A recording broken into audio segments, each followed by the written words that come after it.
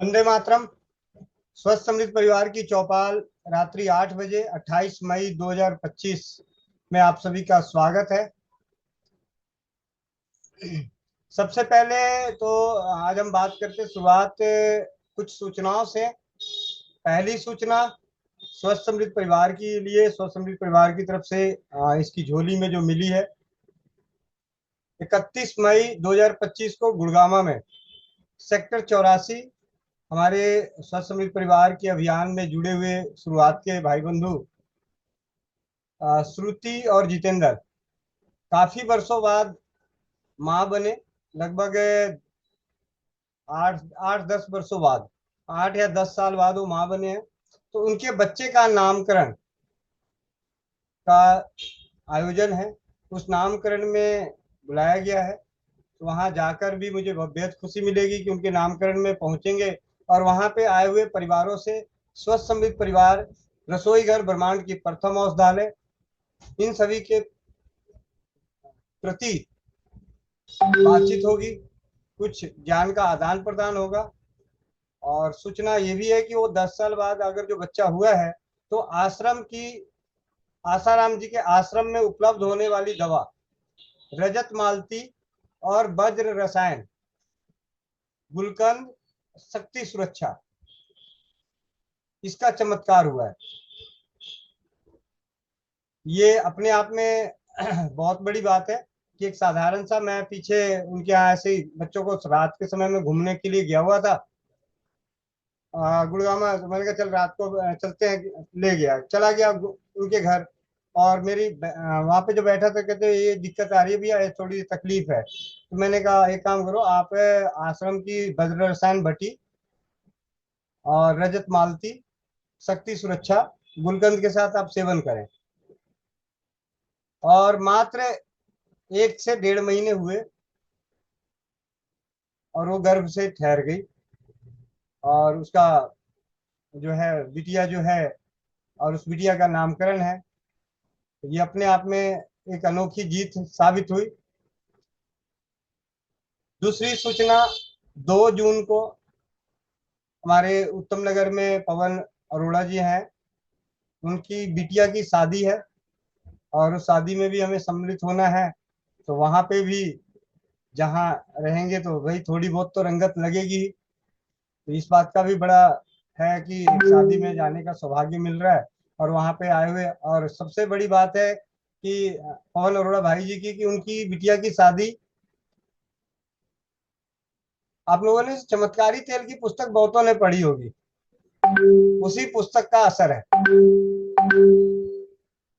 काफी परेशान थे अपनी बिटिया की शादी को लेकर, रिश्तों को लेकर। बच्चे का आनाकानी होता था कि नहीं करनी नहीं करनी। और मात्र कुछ दिन ही उन्होंने, अब तो खैर शादी की डेट तय हो गई है इसलिए मैं खबर सुना दे रहा हूँ, लेकिन ये खबर बहुत पहले आ गई थी मेरे पास कि तेल का इतना बेहतरीन प्रभाव मिला कि मेरी बिटिया शादी के लिए भी राजी हो गई और रिश्ते भी जुड़ गए। ये भी अपने आप में एक बहुत अच्छा है कि जो उन्होंने करंज के तेल के दीपक जलाए, दालचीनी के तेल के दीपक जलाए, तो उससे ये जीत हासिल हुई। और भी उनके जीवन में अनेकों जीत हासिल हुई है। पीछे एक बार ऐसे ही मेरे ख्याल से चौपाल ही लगी हुई थी, तो मैं बैठा था, तो अपने किसी दोस्त के साथ आए थे जहाँ पे उनके दो दोस्त के बच्चे की स्थिति बहुत खराब थी। और उन दिनों में मैं 30 नवंबर को प्रथम स्वदेशी चिकित्सा जागरूकता अभियान जो सोनीपत में मनाया जा रहा था, उसके कारण मैं उनके ना फोन को अटेंड कर पाया था और ना ही बाल मुलाकात हो पा रही थी।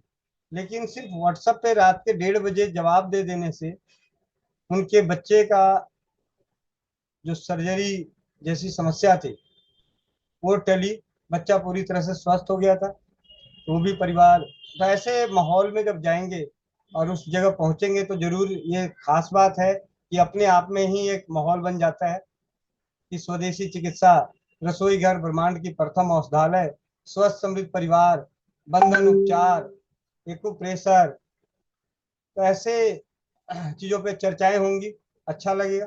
4 जून को गया में, बिहार, मेरे जो साड़ू हैं, साड़ू आप समझते होंगे, धर्म पत्नी की बहन, मतलब बहन के पति, ठीक है, यानी बहन के बच्चे, मतलब मेरी धर्म पत्नी के बहन के बच्चे की शुभ विवाह है।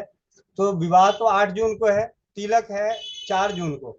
तो शुभ विवाह के समारोह में ना शामिल होकर मैं तिलक में शामिल होना चाहूंगा, क्योंकि तिलक में क्या हुआ कि अपने परिवार, अपने रिश्तेदार, अपने कुलबे, इन सबके बीच में मुलाकात का एक माहौल बनेगा, और उस माहौल में फिर वही बातचीत होगी। भाई कोई तो पूछेगा क्या कर रहे हो आजकल, भाई कोई अनजान होगा रिश्तेदार, कहेगा कि ये अच्छा, ये आपके साड़ू जी क्या करते हैं। ऐसा ही कुछ बातचीत होती है। जब पहले गया था एक बार, तो क्या करते हैं, तो नौकरी करते हैं जी, प्रिंटिंग प्रेस में नौकरी करते हैं। अब पूछेंगे तो क्या बोलेंगे, भाई इलाज, देसी इलाज का प्रचार करते हैं। अलग अलग अपनी अपनी भाषा होगी, तो वो भी एक बड़ा अच्छा रहता है। और आप लोगों का जो आशीर्वाद है, अनुभव है, मार्गदर्शन जो मिलता है, उसकी अलग अलग ही खुशी है।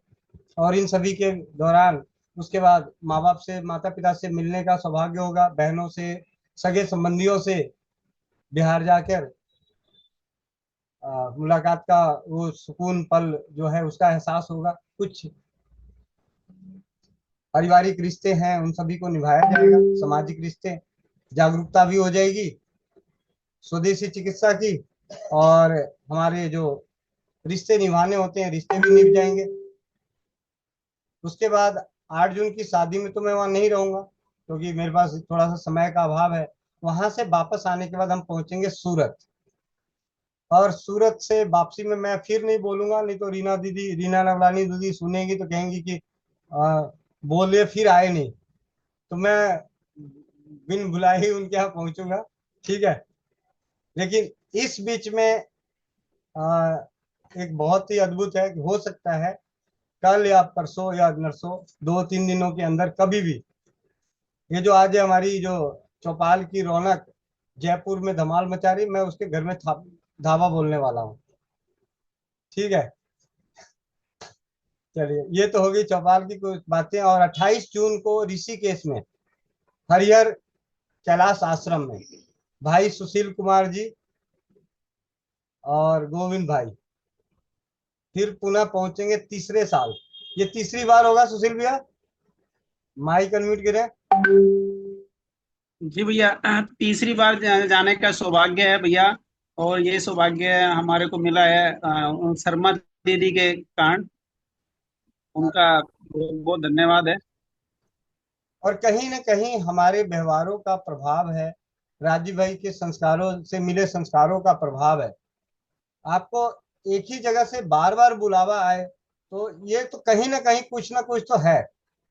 और ये जो चीजें हैं वह आप सभी के आशीर्वाद, आप सभी के अनुभव, आप सभी का जो प्यार है उसका फल है।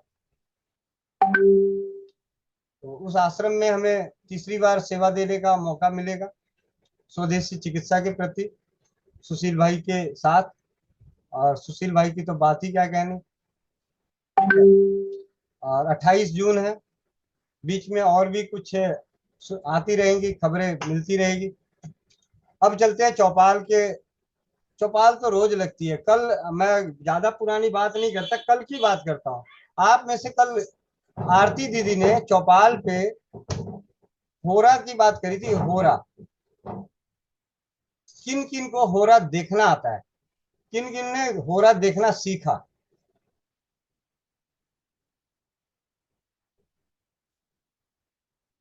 नहीं सीखे, चलो। स्क्रीन कौन शेयर करेगा,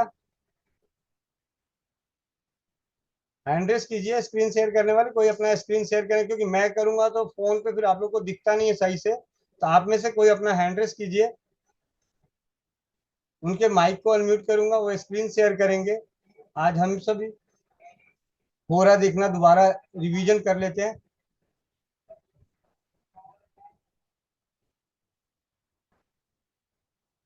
रेनू कंबोज दीदी, मतलब बाकी चौपाल में कोई थे नहीं क्या कल, या शेयर करना भूल गए।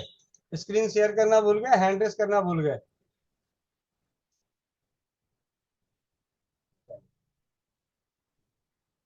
रेनू दीदी, आप अपने माइक को अनम्यूट कीजिए। स्क्रीन। जी वंदे मातरम भैया जी। भैया धन्यवाद। कल की मीटिंग। आपकी आपकी तरफ से नेटवर्क की दिक्कत आ रही है। भैया लाइट चली गई। अच्छा, लाइट चली गई। चलो तो मोबाइल में तो लाइट आ जाती है। हाँ जी, मोबाइल में तो आ गई। भैया बेटा वंदे मातरम बोलो सबको। वंदे मातरम सभी का। वंदे मातरम, वंदे मातरम। भैया कल की मीटिंग अटेंड नहीं करी थी मैंने, बच्चों ने फोन ले लिया था स्कूल का वर्क करने के लिए। कोई बात नहीं, मैं अभी अभी करता हूँ। ठीक है, मैं ही कर देता हूँ स्क्रीन शेयर।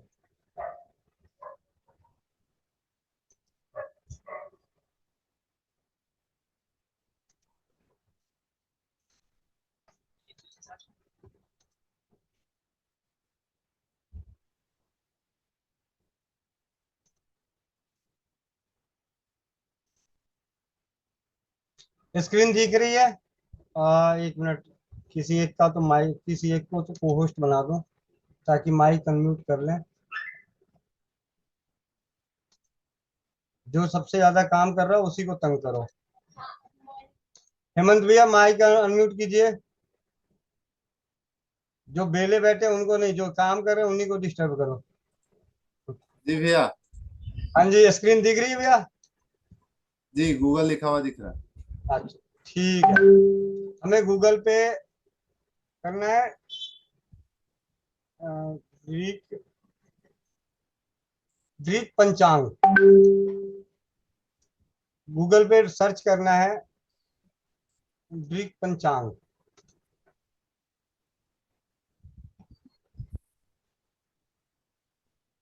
और 44 है तो कुछ कर दीजिए ना, लास्ट 3 डिजिट बदल के उसको बढ़ा कीजिए ना, 800 कुछ कर दीजिए।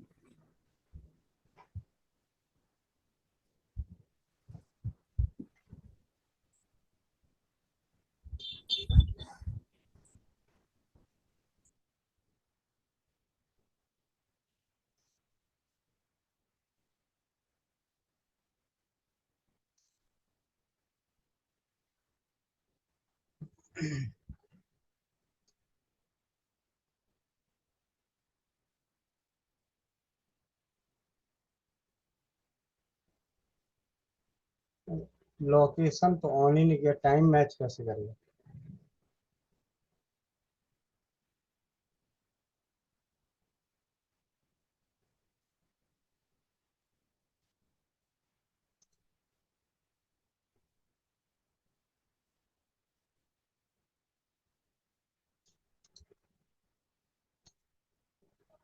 एक मिनट, मैं दोबारा करता हूँ इसको।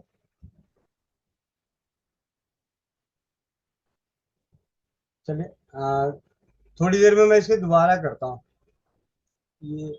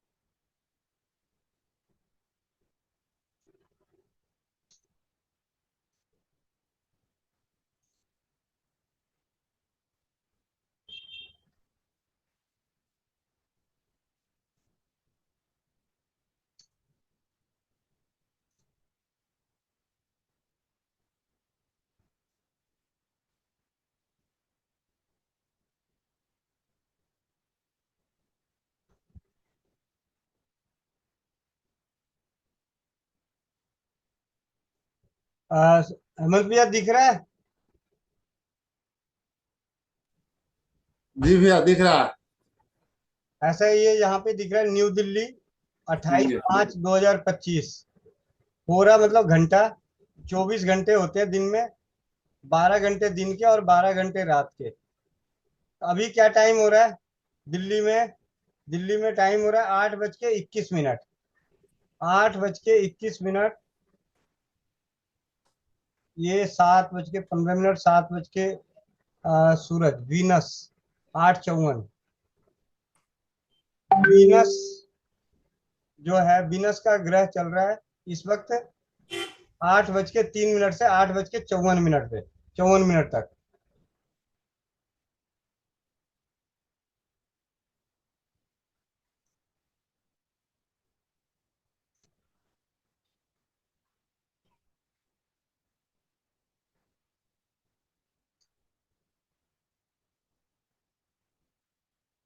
ये यही देखना है।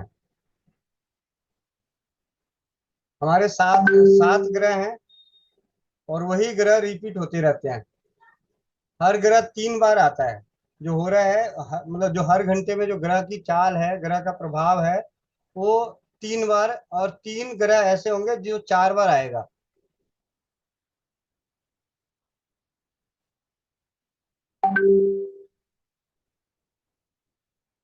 कल मैंने खोला था हिंदी में आया था, आज इंग्लिश कैसे हो गया?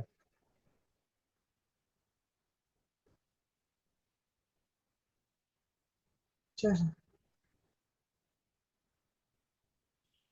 कल मैंने पूरी साइट खोली, पूरी हिंदी में आ रही थी। ऊपर में देखें भैया ऑप्शन लैंग्वेज का होगा। हम्म,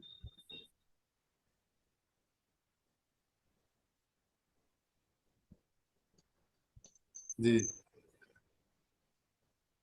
हो गया। हम्म।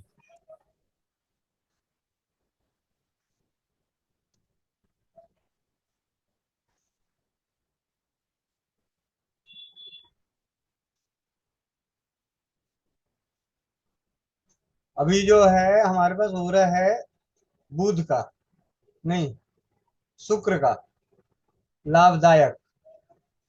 इस होरे में जो हम काम करेंगे वो हमारे लिए फलदायक, लाभदायी होगा। तो आज हम जो भी सीखेंगे तो उसमें लाभ मिलेगा, जो काम करेंगे उसमें लाभ मिलेगा। ये जैसा कहा जाता है ग्रह चाल नक्षत्रों की जो है उसके अनुसार हो रहा। तो ये पहले बड़ा अजीब सा लगता था कि क्या होता है, किस तरीके की बनती है, लेकिन अब क्या है, थोड़ी थोड़ी समझ बन रही है। जिन जो लोग इन चीजों में आप सब देख रहे हैं कि अब यहाँ बुध को देखा जाए तो बुध आज 4 बार रिपीट है। जो शुरू में 3 होंगे वही 3 बार रिपीट और हो जाएंगे, मतलब वो 4 बार होंगे। दिन की शुरुआत का पहला हो रहा उस दिन से ही होता है। आज बुधवार है तो शुरुआत बुध से होगी। उसके बाद बुध के बाद चंद्रमा, शनि, गुरु, मंगल, सूर्य, शुक्र, फिर बुध, चंद्रमा, शनि, पूरा चक्र।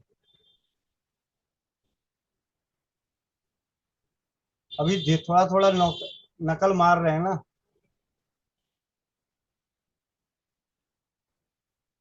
अभी हमारे पास बुध हो रहा है, बुध हो रहा है में के नहीं, बुध हो रहा बुधवार के दिन प्रथम। कौन सा हो रहा है अभी हमारे पास? शुक्र। शुक्र हो रहा में क्या होता है?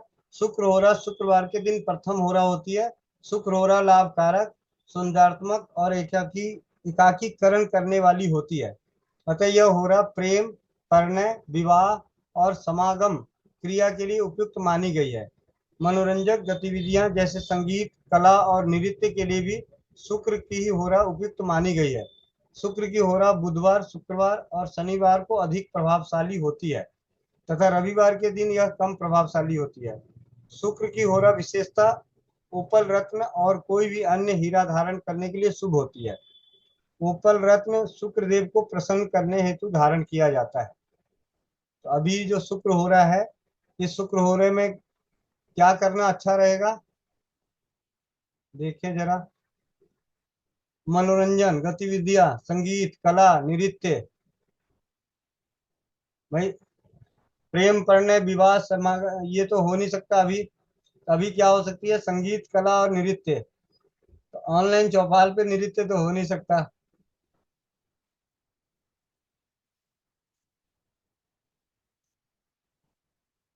कल एक छोटी सी जानकारी मिली। अब चलते हैं चौपाल की मुख्य खास बात, समस्याओं का समाधान, स्वदेशी चिकित्सा के प्रति प्रचार प्रसार, उसके प्रति, क्योंकि हर परिवार को स्वस्थ और समृद्ध करने का उद्देश्य से लेके चल रहे हैं। तो आप में से किसी का कोई प्रश्न हो तो पहले प्रश्न उत्तर कर लेते हैं, नहीं तो फिर मेरे मन में जो भी आ रहा है अनुभवों को आपस में बांटा जाए, अनुभवों के बारे में जाना जाए। तो कल के एक अनुभव बहुत बेहतरीन अनुभव था, स्किन की समस्या को लेके, दमंती दीदी दीदी का। शायद वो अभी जुड़ी नहीं है। दो हैंड रेस आ गया, हैंड रेस से ही पहले बात कर लेते हैं। संदीप भाई, माइक अनम्यूट कीजिए।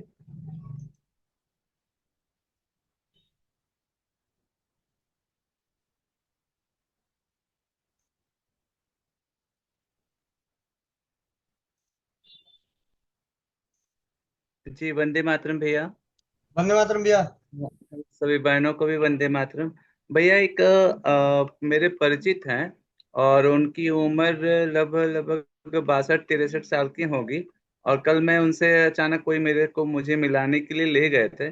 4 महीने पहले उनको कमर कंधे से कुछ दिक्कत शुरू हुई थी, जिसके वजह से हाथ पैर काम नहीं करने लगे। फिर धीरे धीरे धीरे वो कमर में आ गया और पूरी तरह से वो बेड रिडन हो गए। और कुछ भी अपना कुछ भी कोई भी काम नहीं कर पा रहे थे। तो फिर उनका इलाज अभी एलोपैथिक में चल रहा है। अब उठ बैठ पा रहे हैं। तो मैंने उनको सिर्फ ये देखा कि उनके कमर के पीछे में जहाँ पर L5 L4 वगैरह रहता है मन का, वहां पर दो छोटे छोटे गांठ जैसे उठे हुए हैं और उनको वहां पे बहुत ज्यादा दर्द है। तो ये किस तरीके से मैं इनको चीजों को कर सकते हैं या इनको इलाज कोई चिकित्सा दे सकते हैं? भैया ऐसा है, अगर जहाँ इसमें मैं अगर भैया मैं एक छोटा सा बात करना चाह रहा, जैसा कि मुझे अगर जैसा मैं अपने आप से सोच रहा हूँ क्या कि अकवन का पत्ते पे अरंडी का तेल और हल्दी दोनों को गरम करके, पत्ते सहित गरम करके और उनको कमर में सिकाई करने के लिए कैस्टरल और हल्दी लगाकर। जी भैया। तो क्या ये करना सही रहेगा वो मेरे लिए? मैं जैसा सोच रहा हूँ। जी जरूर सही रहेगा भैया। और मैं अभी आपकी इसी समस्या को लेके एक बहन को कॉल करता हूँ, अगर कॉल उठा लेगी तो आज से 4 साल 5 साल पहले की बात है। 2000, जी उनके पिताजी के साथ सेम यही तरीका हुआ था। और एक मिनट, उठाती है तो मैं देखता हूँ। स्वाति, स्वाति।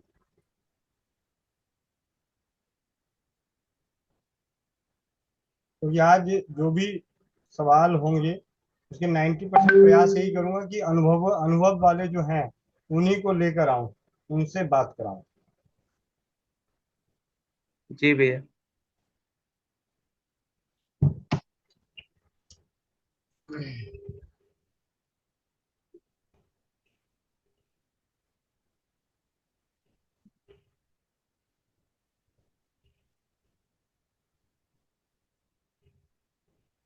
आपके द्वारा डायल किया गया नंबर अभी व्यस्त है, कृपया कुछ समय। भावना, भावना।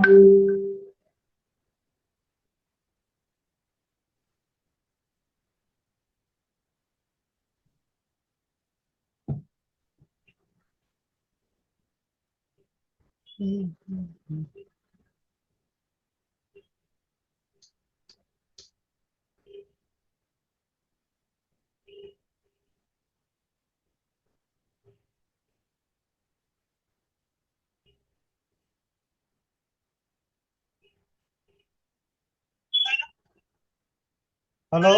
हाँ जी गुड़िया। हेलो। अच्छा ये गलत नंबर लग गया क्या? ये किसी और का नंबर लग गया। इतने भावना इतने स्वार्थी हैं।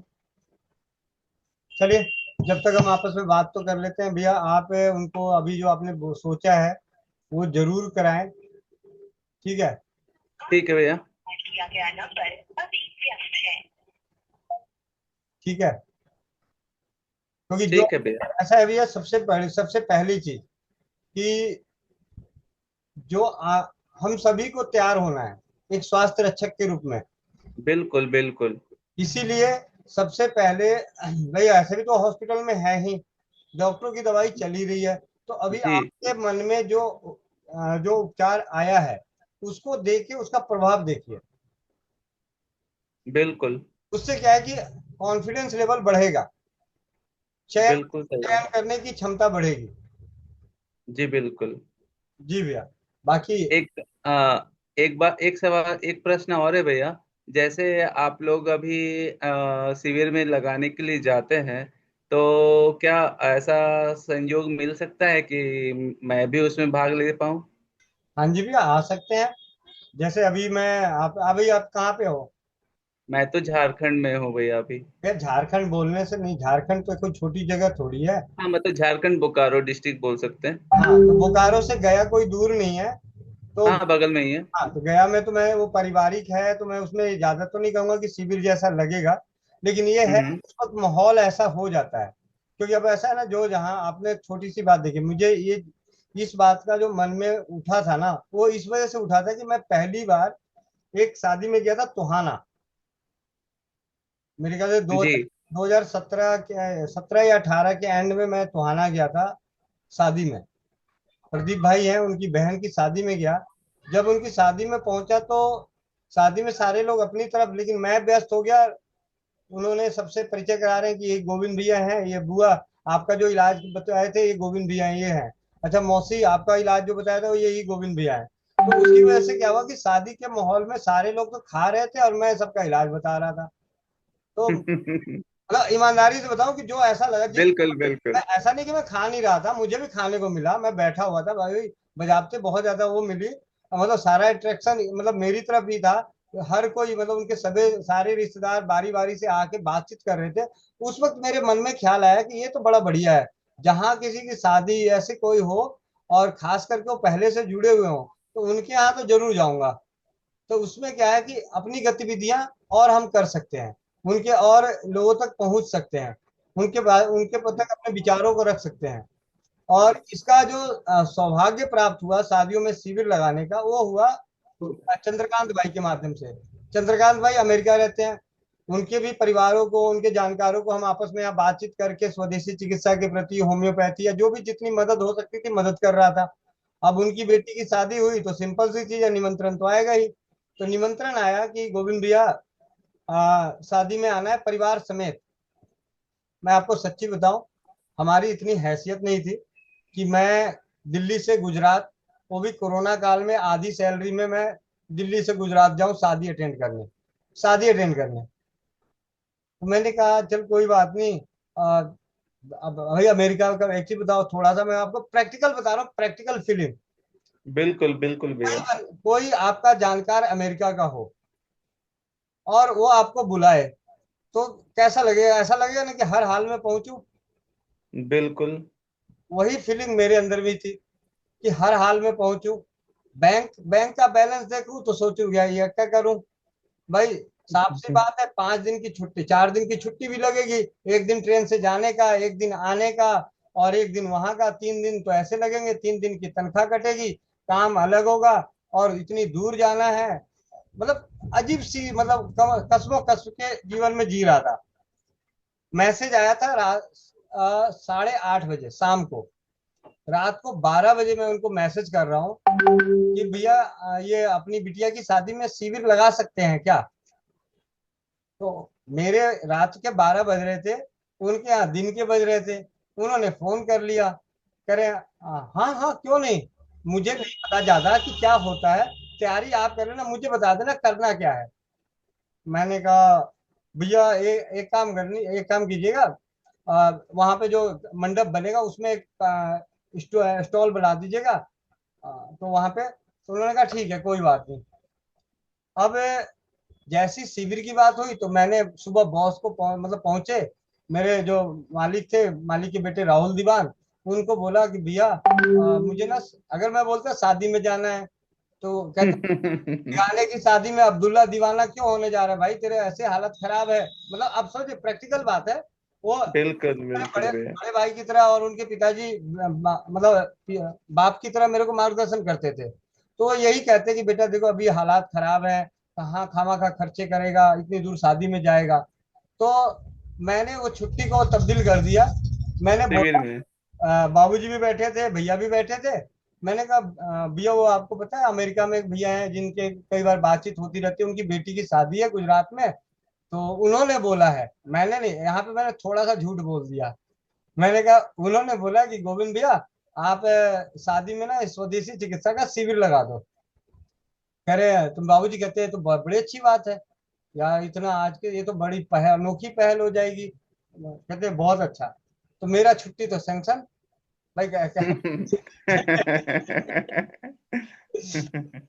फिर फिर उसके बाद अपना दीपक भाई और अरुण भाई थे, इनको मैंने बोला कि हम लोग को ना वहाँ चलना है, गुजरात चलना है। और धीरज भाई को बोला, तो धीरज भाई ने मेरे को बोले कि अरे भैया कहाँ मेट्रो वाले काम करोगे।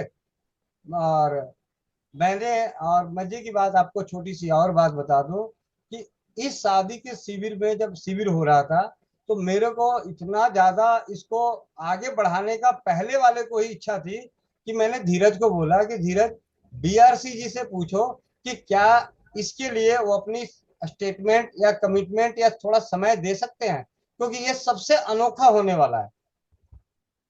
तो मुझे उधर से जवाब मिला था ये मेट्रो वाले काम करोगे क्या। तो मैंने कहा भाई थोड़ा सा मैं भी, मैंने कहा ना भाई मैं तो जाऊंगा, क्योंकि मुझे सबसे बड़ी बात की और उतनी देर में क्या हुआ कि जब तक उनकी बेटी की शादी के रिश्ते तय हो गए तो जितने लोग पहले उनसे जुड़े हुए थे, उनकी चचेरी बहनें, मौसी मौसा, नाना नानी जो भी थे, उन्हीं बीचों में एक उनके चचेरे भाई के मौसा का ब्रेन में पानी घुस गया, पानी बना हुआ था, पानी जमा हुआ था, जिसकी वजह से उनको चक्कर बहुत आ रहे थे, स्थिति दयनीय थी, ऑपरेशन करने की बात थी। तो उन्हें होम्योपैथी की दवा बताई थी और उससे वो ठीक हो गए थे। तो इन सभी का फोन आना शुरू हो गया, अच्छा भैया आपको पता है। मैंने कहा क्या। कह रहे चंद्रकांत भाई की बेटी की शादी है। मैंने कहा हाँ मुझे मालूम है, बताया भैया। कह रहे आप आओगे ना पक्का। मतलब ऐसे ऐसे तो उनके जितने भी सगे संबंधी जो मुझसे जुड़े हुए थे, वो एक ही सवाल होता था, आओगे ना पक्का। मैंने कहा भाई ये शिविर तो मतलब ये यहाँ जाना तो बड़े आनंद वाला होगा। ठीक है।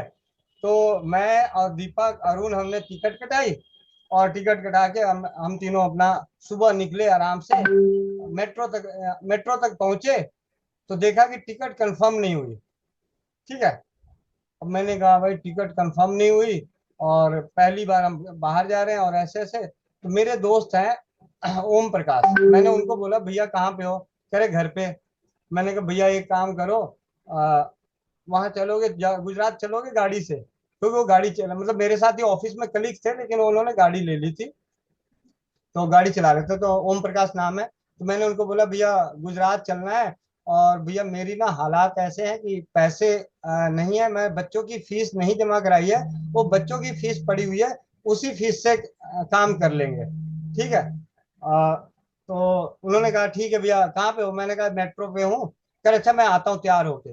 भैया क्या राजीव भाई की ऐसी कृपा हुई कि वो एक पल में वो तैयार हो गए और वो मेरे साथ आ गए, और हम तीनों बाई कार, मतलब बाई रोड, मतलब गुजरात गुजरात को। हाँ पहुंच गए।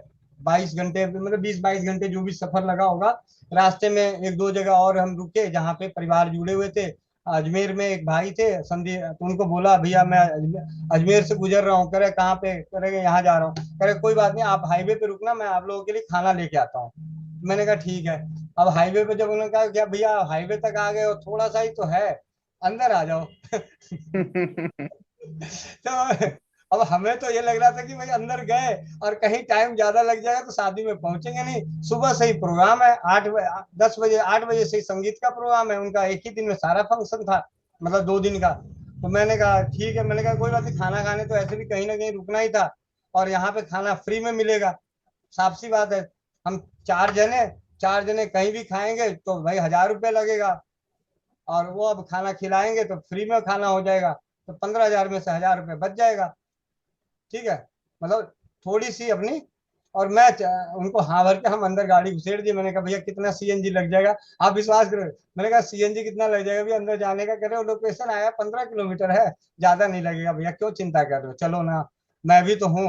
मतलब ओम प्रकाश भाई बोले मैं भी तो हूँ, क्यों चिंता कर रहे हो आप बार बार। उन्होंने आखिरी में जब मैंने उनको बोला तो उन्होंने एक ही बात बोला, कह रहे अब आप ना सीएनजी की चिंता करना ना पेट्रोल की चिंता करना, मैं अब मेरी जिम्मेवारी है, मैं आपको पहुंचाऊंगा और लेके आऊंगा।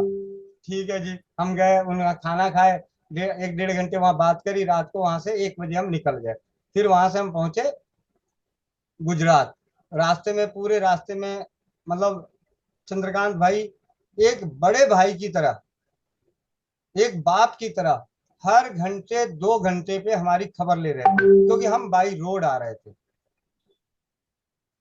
वहां पहुंचने के बाद हम तो जानते नहीं थे, शक्ल तो देखी नहीं थी किसी की, भाई हमारी शक्ल भले उन्होंने देखी थी, हमने शक्ल नहीं देखी थी। फिर भी उन्होंने जो लोकेशन दिया था वहां पहुंचे, ओ भैया, मतलब हमें होटल में, वो तो शुक्र मनाओ कि हमें पहले होटल में भेज चुके थे, हम नहा हुआ लिए थे।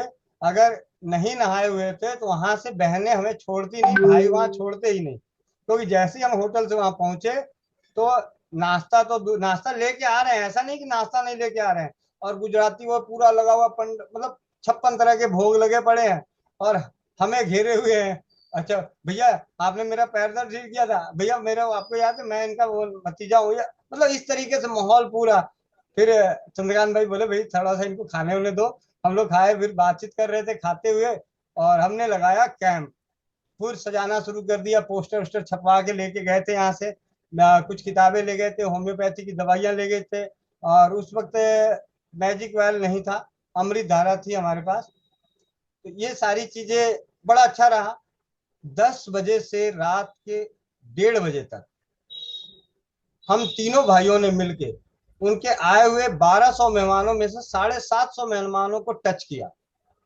क्या बात है, बहुत बढ़िया। मतलब ये सबसे अपने आप में अनोखा था कि उनके यहाँ 1200 मेहमान अगर आए हुए थे तो बाराती पार्टी से ही शायद कोई ना टच किया हो, सराती पार्टी का जो होता है लड़की वालों की तरफ से, हर कोई उस पंडाल को देखने आ रहा था कि इस पंडाल में यहाँ पे हो क्या रहा है। राजीव भाई का बड़ा सा पोस्टर, गुजराती में पोस्टर, हिंदी में पोस्टर, मतलब हिंदी में भी पोस्टर था, गुजराती में भी पोस्टर था, और हम तीनों भाई मिलके, और फिर वहां से सबसे आखिरी में चंद्रकांत भाई और उनकी धर्मपत्नी आए, सब कोई चले गए थे। उस वक्त लगभग 2 1:30 बजा, 1:30 2 बज रहे थे, तो उन्होंने कहा कि अब तो आराम कर लो। मैंने कहा भैया आराम तो पूरी जिंदगी करेंगे, आज तो पहली बार मौका मिला है और ये जीवन का पहला है, सब चीज भूल सकता हूँ अपने जीवन में, मैं इस घटना को नहीं भूल सकता। ठीक है, और उसके बाद भैया हमें, मतलब जो चीज हुई मैं आपको बताऊं, वो बगल में आए, खड़े हुए, 2 4 हमने फोटो खींची, और भैया ने एक लिफाफा मेरी जेब में डाले, कह रहे हैं कि ये आप रखो, और सुबह आप लोग को मिलते हैं, आप होटल में जाइए आराम कीजिए। और सुबह सुबह हम वहां से जल्दी निकलने के लिए बोले थे, और उनके यहाँ शादी का भी वो था, क्योंकि हमारी नौकरी का सवाल था, हम भी ज्यादा छुट्टी लेना नहीं चाहते थे, तो इसलिए हम, और मैं गाड़ी भी किराए की थी भाई, साफ सी बात है, मन में यही था ना कि गाड़ी किराए की है, जितना ज्यादा टाइम लगेगा उतना ज्यादा हमें पैसे भी देने पड़ेंगे, भले दोस्त का था चाहे जो भी है जैसा भी है, लेकिन मन में अलग अलग जो कौतूहल था, कौतूहल मच रहा था। फिर हमने वहां से अंदर आए होटल में। भाई मैं आपको यहाँ पे सच बताऊं तो बिहारी, मतलब जो भी कह लो, मतलब जैसी बुद्धि कह लो, सारी चीजें अपनी तरफ, मैं सबसे पहले लिफाफा खोला। ठीक है, और जब लिफाफा खोला भैया, मुझे, मतलब राजीव भाई इतना याद आए, मैंने कहा यार मैं कितना, अगर मैं यहाँ आने का फैसला नहीं करता तो एक तो ये 750 परिवारों से मिलने का सौभाग्य और ये पहले नहीं मिल होता वो खत्म हो जाता।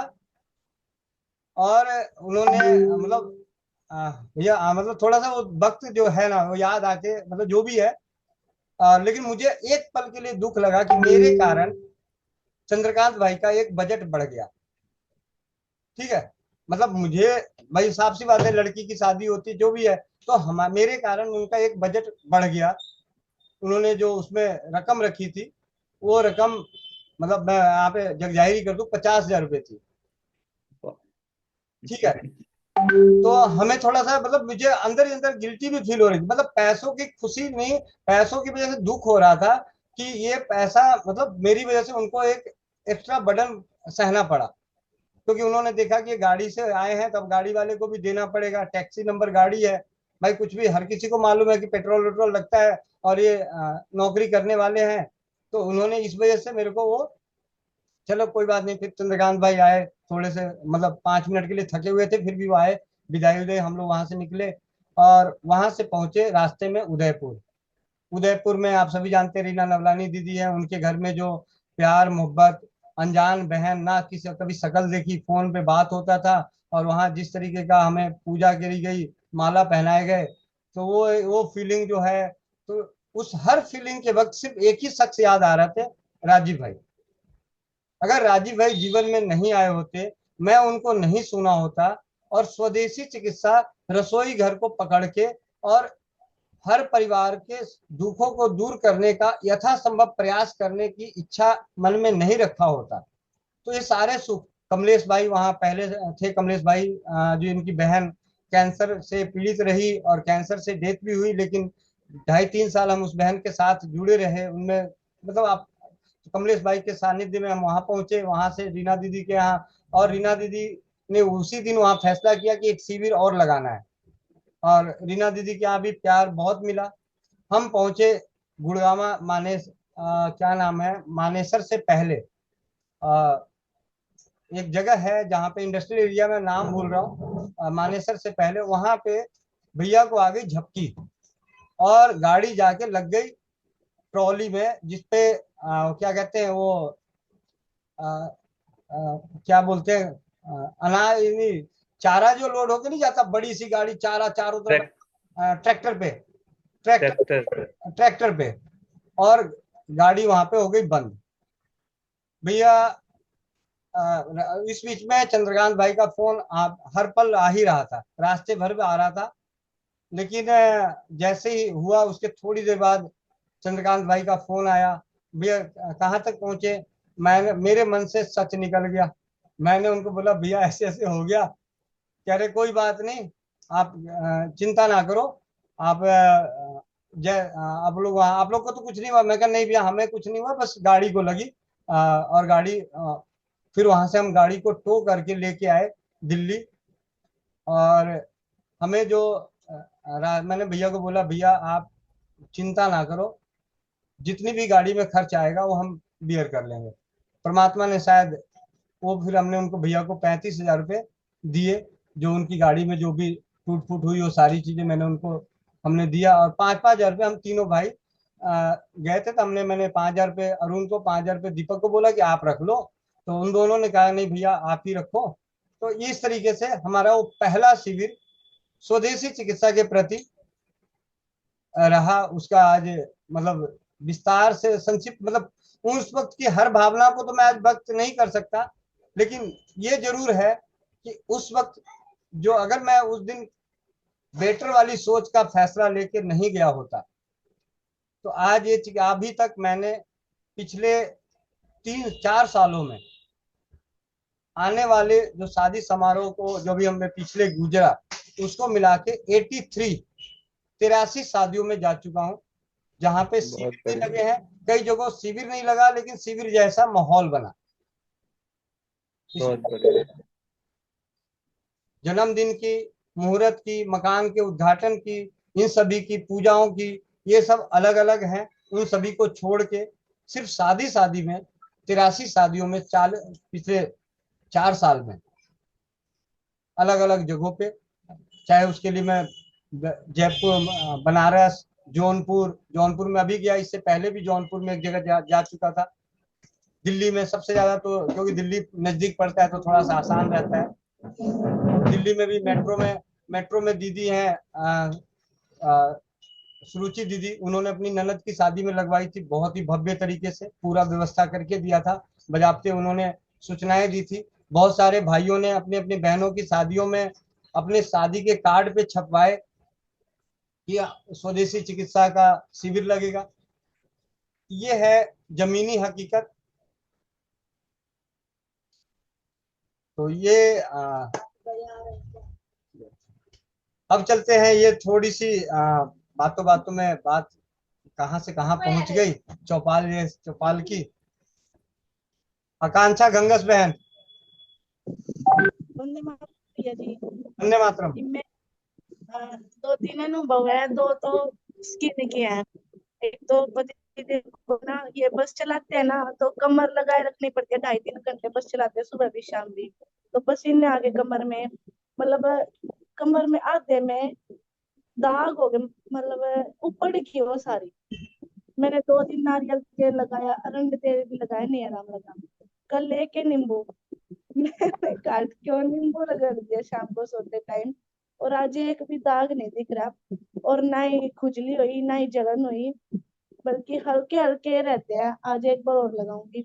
और मेरे भी कमर में 2-3 दाग थे, इस तरीके से थे, और देखने में भी और हाथ लगाने में भी कि जैसे जला हुआ होता है ना, इस तरह की स्किन हो रही। उनको तो कुछ जलन हुई नहीं थी नींबू लगाने से, लेकिन मैंने लगाई ना, मैं तो कुछ देर के लिए खुदी। नींबू रगड़ा जब, तो कुछ देर के लिए तो मैं खुदी, तो हाँ मेरे को भी काफी आराम लग गया। और एक बार भैया मैंने राजीव दीक्षित जी के एक व्याख्यान में सुना था कि है ना, ये मिट्टी की हांडी में ना जो भी सब्जी बनाते हैं, और वो मैंने बनाई उस हिसाब से, मतलब जैसे उन्होंने बताई राजीव जी ने उसमें, कि जो हम कुकर में सब्जी बनाते हैं ना, तो उसमें सिर्फ 14-15% ही मतलब उसमें गुण होते हैं। और जो मिट्टी की हांडी में हम बनाते हैं ना, उसमें 100% गुण तो होते ही हैं। अगर हम उसको 48 घंटे हम बिना फ्रिज के भी रखेंगे ना, तो उसमें कम कितने होंगे, सिर्फ 6 या 7% तक कम होंगे। वही मैंने किया, मैंने फ्रिज में रखने की बजाय निकाल के, और मैंने ऐसे के ऐसे बाहर रख दिया। अगले दिन इन्होंने दोपहर को खा ली, तो वो बिल्कुल ऐसी लग नहीं रही थी कि वो बासी है, ऐसी लग रही थी बिल्कुल ताजी है। और इन्होंने शाम को भी खा ली। वो राजीव दीक्षित वाली मेरे को बात याद आई कि है ना, मैं अब की बार इसको फ्रिज में निकाल के नहीं रखूंगी, मैं मिट्टी की हांडी बना के ऐसे की ऐसे इसको जो बचेगी ना बाहर रख दूंगी ढंग के। वो बिल्कुल ऐसी लग रही थी जैसे ताजी, क्योंकि उन्होंने एक वो दाल बनवा के उन्होंने लैब में टेस्टिंग करवाई थी। मैंने उसको सुना था कि वो गए थे एक जगह, तो टेस्टिंग करवाने गए, तो बोले यहाँ पर ऐसी सुविधा नहीं है। तो वे वहां से दिल्ली भी गए, तो दिल्ली तक जाते जाते उनको 48 घंटे हो गए थे। और उसमें उस दाल की जो वो है ना, वो सिर्फ 6 या 7% तक कम हुई, जो उसमें गुण थे। और जो कुकर की बनाई हुई टेस्टिंग करवाई ना, वो बिल्कुल ऐसी हो गई थी कि वो जानवरों को भी नहीं डाल सकते। वो नए फ्रिज में उन्होंने सफर तय किया, वो सुन के मैंने वो वाला किया उसका। और आज ये बोली गुड के, मेरी बहन आ गई घर से कि मैं कुकर में सब्जी बनाऊंगी। मैं चुपचाप खा रहे में बना रहे हांडी में मैं कहा मैं सिलगा दूंगी, मैं छोड़ दूंगी, कुकर में नहीं बनानी है। और आज जी वाली बात याद आई। मगर देखते हैं बिना फ्रिज के रख के कैसा होता है खाने में। भैया माइक बंद आपका। आपके अनुभव से मुझे भी बहन एक अनुभव याद आया उसी शिविर की। वहां पे एक भैया आए थे, नीरव मोदी करके, उनका नाम था नीरव मोदी। वो घोटाले वाले मत सोचिएगा, उनका संजोग से नाम नीरव मोदी था। ठीक है ठीक है। चंद्रकांत भाई के दोस्त थे, और वो आए थे उनकी बेटी की शादी में इंग्लैंड से। और पिछले 20 सालों से उनको सूंघने की क्षमता खत्म थी। 20 सालों से, मतलब 1-2 साल से नहीं, 20 साल से उनकी नाक में किसी भी तरह का गंध नहीं पता चलता था। और हम शिविर लगा रहे थे तो वहां पे अमृत धारा उनको मैंने बताई कि अमृत धारा आप इसे रुमाल में रख के बार बार सूंघिएगा और लौंग उबाल के पीजिएगा। 20-25 दिन बाद चंद्रकांत भाई का फोन आता है कि भैया आपको याद है मेरे दोस्त को आपने एक इलाज बताई थी। मैंने कहा किन को? कह रहे वो जिसके नाक से खुशबू नहीं आती थी। मैंने कहा हाँ। कह रहे भैया उन्होंने बोला है कि उनके जब पोते की शादी होगी तो वो शिविर लगवाएंगे इंग्लैंड में, क्योंकि बेटों की तो शादी हो गई, ठीक है, पोते की शादी होगी तो शिविर लगाएंगे इंग्लैंड में। मैंने क्यों, क्या हो गया? कह रहे भैया उनका 20 साल का जो नाक से सूंघने की क्षमता जो थी वो गई हुई थी, वो वापस आ गई अमृत धारा से। और और आपको बता दूं कि व्यक्तिगत रूप में 750 लोगों को तो हमने टच किया था, लेकिन करीब 100 से ज्यादा परिवारों को हमने चिकित्सा भी दी थी। तो वो जो 100 परिवारों में चिकित्सा दी थी उसमें 80% जीत मिली थी 15 दिनों के अंदर अंदर। उसमें एक पेशेंट किडनी डायलिसिस के भी थे। अभी तक किडनी डायलिसिस में कहीं और जीत नहीं मिली, लेकिन उस शिविर में जो इलाज बताया और वो जीत मिल गई। तो शायद उस वक्त कुछ और ही होना था। तो इसीलिए कहते हैं ना कि जब हमारे दादाजी हमेशा कहते थे जब भाव सेवा की हो तो कृपा परमात्मा की होती है। तो वो वाली बात हुई थी कि 100 लोगों को इलाज बताया और 80 लोगों का फीडबैक आया था मात्र 10 से 15 दिनों में। और उसके बाद जब भी गुजरात में शादी होती है चंद्रकांत भाई के रिश्ते में, तो हमारे यहाँ शिविर जरूर लगता है। और उसके दूसरे शादी के शिविर के जो गवाह है वो हमारे बीच में है सुशील भाई। सुशील भाई माइक अनम्यूट कीजिए। सुशील भैया भैया मेरी आवाज पहुंच पा रही है?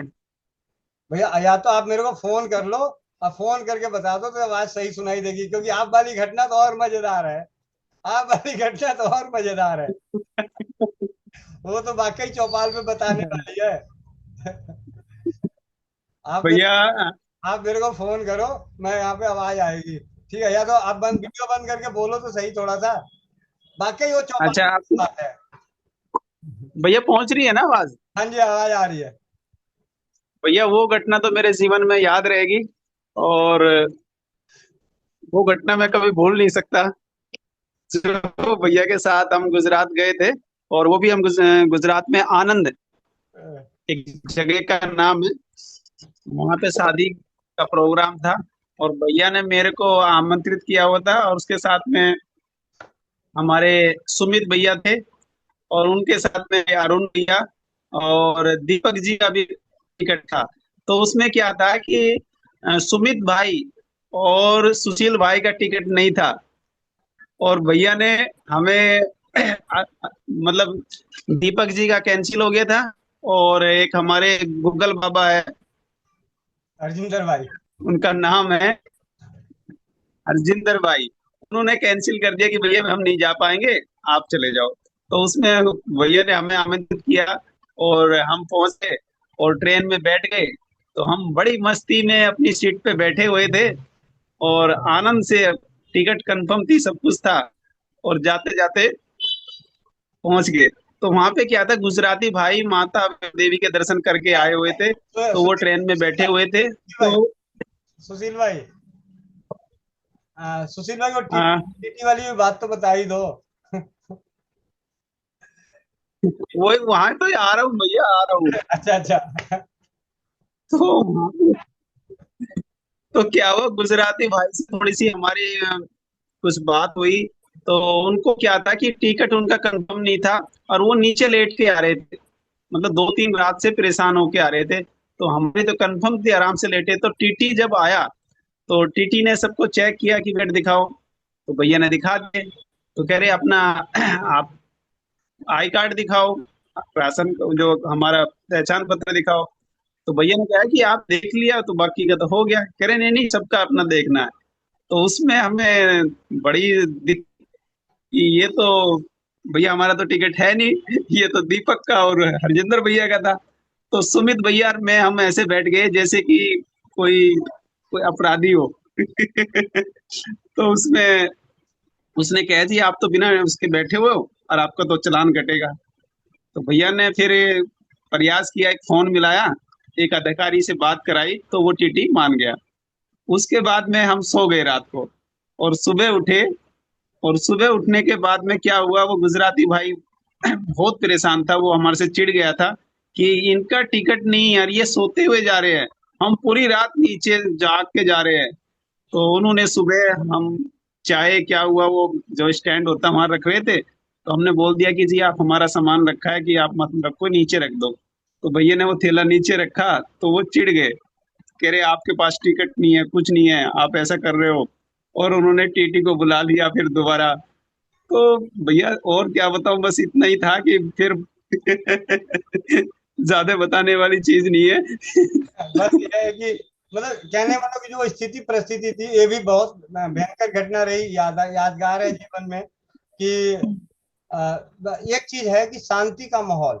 उस वक्त हमने क्या किया, एक ही चीज अपनाया, शांति। वो बोले जा रहे थे और हम चुप थे, हम बोले जा रहे थे और चुप थे, बस ये। भैया मैं पहली बार, मैं बताना चाहूंगा सभी को, कितने भी मेंबर जुड़े हुए हैं, 89, पहली बार मुझे गोविंद भाई को शांत बैठे हुए मैंने सुना।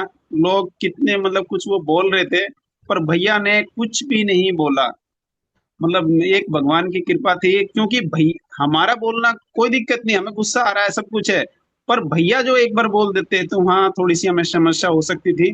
पर भैया ने धैर्य रखते हुए ये काम हमें, क्योंकि शिविर लगाना था, तो ये हमने किया और वो हमारी नैया पार हो गई। तो भैया ये तो हमारे प्रभु की कृपा थी जो ये सब काम हुआ। और आते हुए भैया, मैंने भैया को बोला और सुमित भैया ने कि भैया कभी भी जीवन में आपको कहीं ले जाना है तो कंफर्म टिकट होनी चाहिए, हमारी टिकट होनी चाहिए, जब हम चलेंगे, अन्यथा आपके पास नहीं चलेंगे।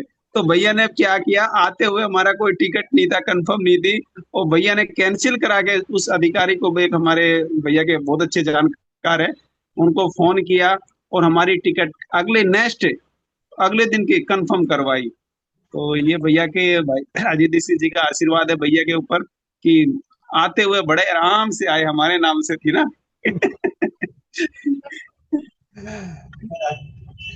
और वहां पे भी काफी अच्छा रहा। और और बहुत अच्छा, क्योंकि चंद्रकांत भाई का जो आशीर्वाद है, मतलब एक्चुअली क्या है कि बड़े भाई की तरह उनका स्नेह है। मतलब उनका तो इतना, मतलब क्या है, खाना ऐसे खिला रहे थे जैसे हम लोग बच्चे, उनके छोटे छोटे बच्चे हैं ना।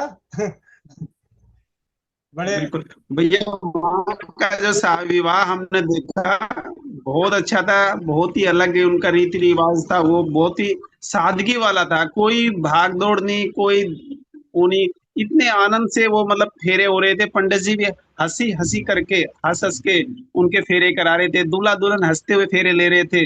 ये एक देखने वाला नजारा था। और हमने काफी पेशेंट वहाँ पे, काफी रोगी मतलब जो भी शादी में आए हुए थे, एक हमारा टेंट अलग से एक वो बना रखा था, और बहुत अच्छा हमने मतलब आनंद लिया वहाँ पे, और रोगी को जो ठीक किया, तो ये बहुत अच्छा रहा भैया। जी, बहुत बहुत धन्यवाद सुशील भाई, आपके साथ तो कई एक जगह वहां भी गए थे, वो एटा, एटा भी यादगार है। अरे वो भी नहीं भूल सकते भैया। है? वो रात को 12-1 बजे पहुंचे, और सर्दियों का दिन था भैया, और आपकी नई गाड़ी थी, और कोहरा पड़ा हुआ था। तो भैया वो तो सुमित भैया और उन्होंने मतलब हंसाते हंसाते ले गए कि यहाँ पे तो ना ऐसे ऐसे चोर बदमाश रहे हैं कि आपको कुछ मिलेगा ही नहीं। तो भैया हमें डर भी लग रहा था, और सबसे बड़ा डर लग रहा था कि हमारी गाड़ी कोई छोटी छोटी एक रास्ते होते थे उस पे गाड़ी चल रही थी यार, रास्ता हमने कभी गए ही नहीं थे जीवन में, और ऐसा लग रहा था कि चंबल की घाटी में हम चल रहे हैं, और कब कौन हमें पकड़ ले ऐसा कोई मतलब हो रहा था, और लाइट कुछ दिख भी नहीं रहा था भैया। और भैया जब नई गाड़ी थी तो भैया का मन ऐसा था कि एक टॉर्च होती है ना, टॉर्च मोबाइल की, कि आगे आगे मैं दिखाऊंगा, पीछे पीछे लेके आओ। तो वो हमारे सार्थक जो सारथी भैया थे, मुकेश भैया गए थे ना, हाँ, मुकेश भैया। हाँ उन्होंने इतनी अच्छी गाड़ी चलाई, हमारी नैया पार कराई, और वो विवाह तक पहुंचा दिया। तो ऐसा लग रहा था कि हम विवाह में नहीं पहुंचेंगे, पर वो उनकी एक काबिलियत मानो, या उनकी कलाकारी मानो, बहुत अच्छी गाड़ी चलाते हैं, और उन्होंने वहां पे पहुंचाया, बड़ा आनंद आया। मतलब उसकी सबसे बड़ी खासियत थी कि उस वक्त इतनी धुंध पड़ी हुई थी कि एक फीट जगह नहीं, एक फीट आगे नजर नहीं आ रहा था। हम एक एक दाएं देख रहे हैं, एक बाएं देख रहे हैं, अच्छा भैया दाएं लेना दाएं, क्योंकि गांव की सड़क थी, मतलब बीच से सड़क जा रही थी, और गाड़ी नीचे उतरते उतरते बचती थी। मतलब 1 किलोमीटर प्रति घंटे की स्पीड से गाड़ी चल रही थी। और कुछ जगहों पे तो हाईवे पे आने के बावजूद भी कभी हम ट्रक की गाड़ी के आगे, कभी हमारी गाड़ी को कोई फॉलो करके, तो जब डिवाइडर नहीं होता था तब डर लगता था कि नहीं कब जाके वो आ जाए। तो इस तरीके से एक जगह पहुंचने के बाद हमने फैसला लिया कि भाई ऐसा है, जान सबसे ज्यादा प्यारा है भैया, हम शिविर में नहीं जाएंगे, हम यहीं रुक जाएंगे, होटल में रुक जाए, होटल करके रुक जाते हैं। मतलब बात गाड़ी की नहीं, बात थी कि भाई मेरे ऊपर 4 परिवारों की जिम्मेवारी थी। सुशील भाई, सुमित भाई, अरुण भाई, दीपक भाई, हम ये 4 जने थे। और मैंने कहा नहीं ऐसा नहीं है, ये काम करते रुक जाते हैं।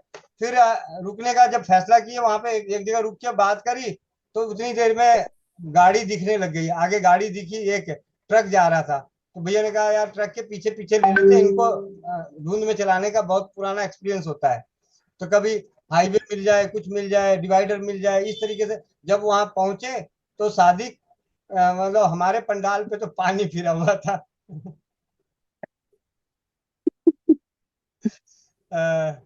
लेकिन फिर भी काफी अच्छा रहा। अगले दिन हम दिन में काफी लोगों से चर्चा हुई। हम जो हमने रात में नहीं कर पाए, अगले दिन हम पहला ऐसा शिविर कि हमने रात में शादी में शिविर नहीं लगाया, पेपर में फोटो छप गया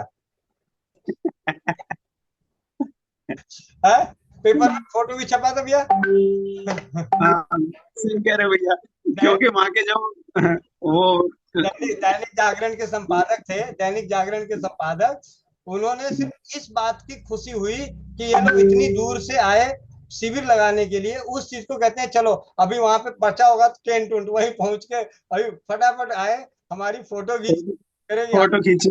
फोटो खींची। और उसके बाद उन्होंने पेपर में छापा कि स्वदेशी चिकित्सा के प्रति नई क्रांति, राजीव भाई के अनुयायी स्वदेशी चिकित्सा को लेकर विवाह समारोह में शिविर लगा रहे हैं।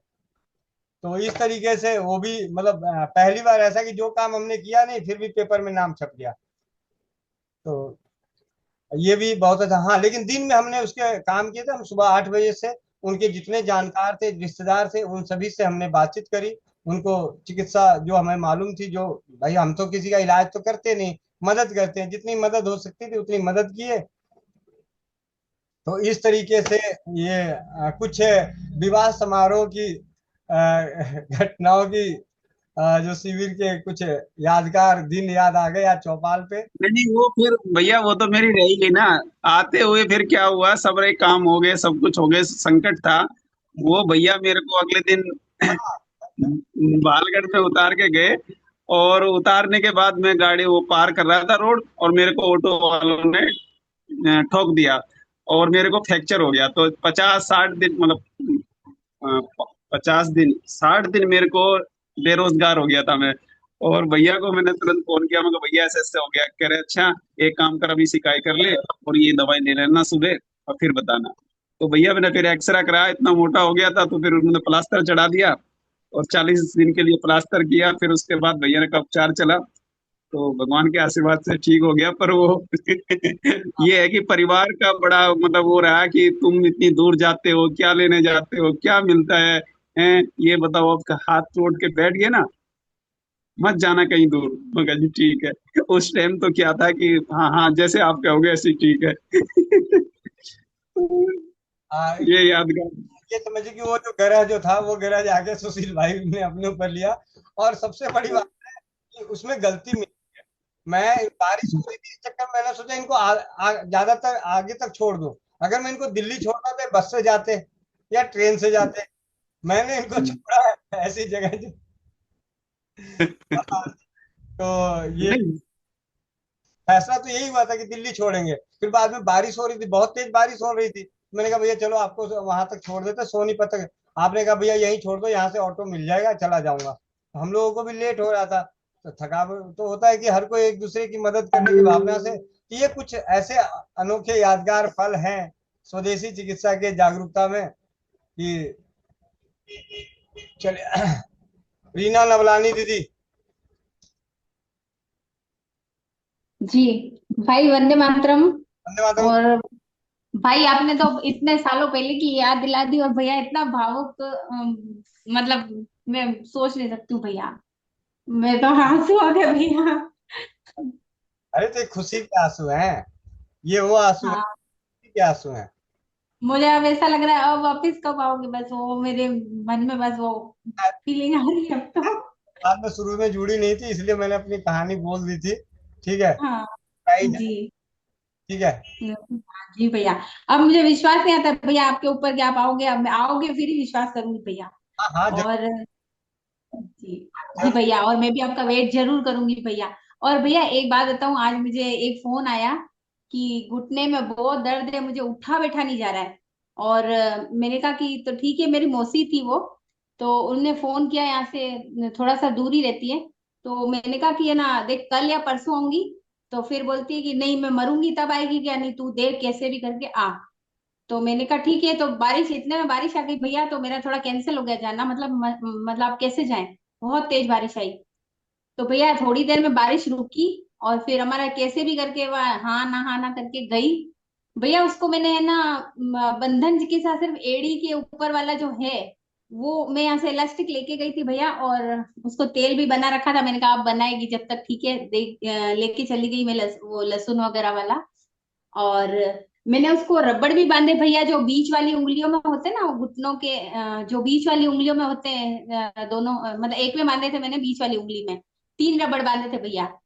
तो वो बांधे, और मतलब ये एड़ी वाला बांध दिया भैया, उसको इतना अच्छा लगा, वो एड़ी वाला बंधा ही हुआ था, उसको इतना अच्छा लगा। और वो उठक बैठक करने में वो रो रही थी, मुझे बुलाया ना उसने तो रो रही थी कि मैं मरूंगी तब आएगी क्या। तो भैया उसने, आप विश्वास नहीं करोगे, उसका बस वो बंधन खोला ना, 15 मिनट करीब, मैंने कहा अभी थोड़ा सा खाया पिया हुआ तो नहीं है, बोले नहीं। तो मैंने कहा ठीक है अभी बांध दे।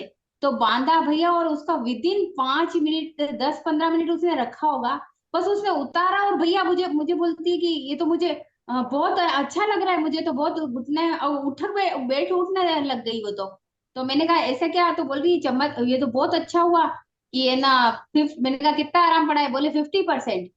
मतलब उठक बैठक, मैंने कहा देख 50% अभी के अभी तुझे आराम पड़ा है 10 मिनट में, तो ऐसा तो डॉक्टर भी नहीं कर सकता है, भले तू पेन किलर खाती या कुछ भी करती तो भी कभी नहीं होता। तो फिर वो उसको इतना विश्वास, और 2-3 महिलाएं और आ गई जो बाहर बैठी थी, उनको भी बुला लिया कि मेरी भांजी आ रही है वो सिखाएगी। तो मैंने कहा बुला ले सबको, तो बुलाया, उनको भी सिखाया भैया, एड़ी वाला भी सिखाया, रबड़ भी बांधने सिखाए एक दो, क्योंकि दो एक दो ही सिखाए, मैंने कहा ज्यादा सिखाऊंगी तो ये लोग भी कैच नहीं कर पाएंगे मेरी तरह। तो मैंने कहा इसलिए वो घुटनों वाला बता दिया, और थोड़ा सा एड़ी वाला बता दिया, बीच की उंगली में फर्स्ट लाइन वाला। जी और जी भैया, और हाथ का बांधने का सिखा के आई, और पैर की भी पूरी जो चिकित्सा करते हैं वो बांधना सिखा के आई सारा, और इतना आराम आ गया, दो बैठी थी, और मतलब दोनों ने तो दोनों को बांधा, तो मैंने कहा अब इनको सिखा देना आप लोग। तो हमें भी लेट भी हो रहा था आने में भी। तो भैया इतना मतलब वो बोले हाथ इतना मेरा भारी हो रहा था, एक बोले वो मेरा फ्री हो गया हाथ, मतलब हल्का हो गया। तो मतलब इतना अच्छा लगा मुझे 50%, और इतनी खुश हो गई। तो मैंने कहा देख बांधेगी 2 दिन में ही तुझे इतना आराम आ जाएगा, इतने घुटने दर्द वगैरह सही हो जाएंगे, इसी से सब सही सही हो जाएगा। तो भैया ये तो बहुत अच्छा हुआ एक्सपीरियंस भैया आज। जी। और कल परसों भी जाना है भैया कहीं करने के लिए मुझे, यहाँ पे फेमस मंदिर है हमारे यहाँ पे, तो उनके वहाँ पुजारी है। तो मेरे पापा बोलते हैं उनके हाथ है ना बिल्कुल चल नहीं रहा है, उनका ऊपर नीचे नहीं हो रहा है, ना थैला उठा पा रही है ना किसी चीज को उठा पा रही है वो। तो मैंने अब उनके यहाँ कल परसों जैसा भी होता है मैं उनके यहाँ जाऊंगी, और उनके यहाँ भी दे के आऊंगी ये चिकित्सा। जी। और भैया बहुत बहुत धन्यवाद ये तो। और आ, ये बताओ दीदी, जी वो भैया अरे क्या खाने में क्या बनाओगे? हाँ चलिए, भैया सबसे पहले तो ये बता दूं कि रीना दीदी के माध्यम से 2 बार हमने शिविर लगा चुके हैं उदयपुर में। और एक बार 1 दिन का, और दूसरी बार, पहली बार जो था 2 दिवसीय थी, 2 बार 2 दिनों का। और रीना दीदी के माध्यम से अपेक्षा गुप्ता, ये जरा 2 हैंड से इनको ले लेते हैं, फिर उसके बाद बात करते हैं। अपेक्षा गुप्ता बहन, माइक अनम्यूट कीजिए। बं- वंदे मातरम भैया। धन्यवाद। भैया कल वो आरती दीदी आई थी तो बता रही थी टैप से पानी टपकता है तो घर का पैसा पानी की तरफ बहता है, तो मेरे साथ भी ऐसे ही हो रहा है। 3 महीने से हमारे टैप टूटी का पानी गिर रहा है, टप टप ऐसे होता रहता है 24 घंटे। तो हमारी दुकान भी अच्छी नहीं चल रही है, कभी कोई बोहनी भी नहीं होती है, आज भी बोहनी नहीं हुआ है। हमें तो नहीं पता था कि इसकी वजह है। एक हमारा ये अनुभव है। और भैया पैसा तो खर्च होता ही है, पेट है, पहनना ओढ़ना है तो वो तो लगा ही रहता है, लेकिन बिक्री उक्री अच्छी नहीं चल रही है। अब जब बन जाएगा तो फिर बताऊंगी। और एक अमृत धारा के ऊपर है, मैंने रात को खाना खाया 10 बजे, नहीं 9 बजे खाना खाया, बिना तड़के वाला दाल खाया, चावल रोटी चोखा खाया, और आधे घंटे बाद हमने 1 गिलास दूध पिया। उसके तुरंत बाद भैया अचानक में हमारे पेट में बहुत तेज दर्द होने लगा, और ऐसे दर्द हो रहा था जैसे नाभि उखड़ गई हो, उल्टी सा भी हो रहा था, और लाइटिन जैसा भी लग रहा था, पेट में खलबली सा भी हो रहा था, पेट में ऐठन सा भी हो रहा था, मैं कहर कहर के रोने लगी। तो हस्बैंड गर्म पानी में लेके आए आधा 1 गिलास, उसमें 2 बूंद अमृत धारा डाल के दिए। अमृत धारा पीते ही भैया मुझे 4 बार डकार आया, 50% आराम मिल गया। फिर मैं फ्रेश। 501 रुपये लग गया आपके ऊपर। पानी पानी कौन लेके आया था, हस्बैंड? 501। नहीं पति, पति सॉरी, माफ करिएगा भैया, पति देव पानी लेके आए और अमृत धारा डाल के दिया, और हमने पिया उसको, तुरंत 4 बार डकार आया और 50% आराम मिल गया।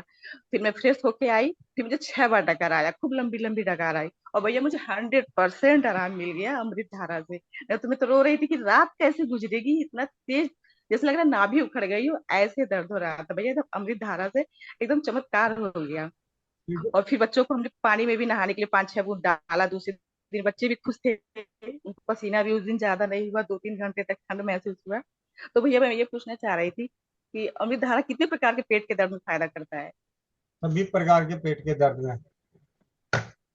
अच्छा ठीक है भैया, धन्यवाद, ये मेरा बताना था। और हमारे जो चाचा जी हैं, महेंद्र प्रसाद बर्णवाल जी, ये भी आज शादी में ही गए हुए हैं, तो इनका भी माहौल ऐसा ही हो रखा होगा। रबड़ रबड़ जेब में है, इलास्टिक में, इलास्टिक जेब में लेके गए, नहीं गए?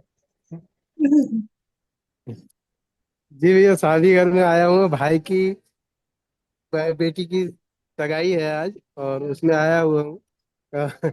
लेकिन मेरा मन चौपाल को छोड़ने को मन नहीं था, सारा लोग दूसरे तरह से व्यस्त हैं, और मैं इस शिविर को, चौपाल को अटेंड किया हुआ हूँ। बहुत ही अच्छा आपका स्टोरी सुनने में मिला। ये जो चंद्रकांत भैया वाला जो आप है, बहुत बहुत बहुत ही ज्यादा, कहीं कहीं भावुक कर देने जो, और सच जो कहते हैं ना कि हम लोग जो दिल से काम कर रहे हैं उसका परिणाम सही में बहुत अच्छा मिलता है।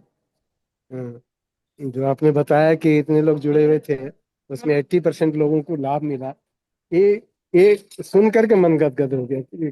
एक बहुत बड़ी सफलता आपको मिला, हम लोगों को मिला, हमारे समित परिवार को मिला। और एक सवाल और भैया, आप गया आ रहे हैं, ये हमको अभी अभी सुनने को मिला, ये संदीप जी के द्वारा। कब आ रहे हैं गया? भैया मैं गया पहुंचूंगा 4 को, शाम को तिलक है गया के, गया जिला, गया ऐसे तो प्रॉपर वो गया में रहते हैं, लेकिन वो तिलक का जो फंक्शन है वो अपने गांव में, पुश्तैनी गांव में कर रहे हैं। तो गांव है मालदा, मालदा नाम का गांव है, उस गांव में कर, कौन सा जगह बोले भैया? मालदा, मालदा गया जिला नहीं, मालदा है। हाँ हाँ हाँ, मालदा है। टेकारी के पास, टेकारी थाना में, अच्छा, टेकारी, टेकारी जो थाना। हाँ हाँ। हम्म। अच्छा, तो गांव में प्रोग्राम है? नहीं एक्चुअली क्या है, रिश्तेदारी में हम जा रहे हैं, रिश्ते में एक्चुअली क्या है, साड़ू की बेटे की शादी है, नहीं जाएंगे तो रिश्तेदारी खराब हो जाएगी। और स्पेशली लड़का है, वो कहता है कि सबकी शादियों में शिविर लगाओगे, मेरी शादी में शिविर नहीं लगाइएगा मौसा जी। मैंने कहा अच्छा ठीक है, आ जाता हूँ।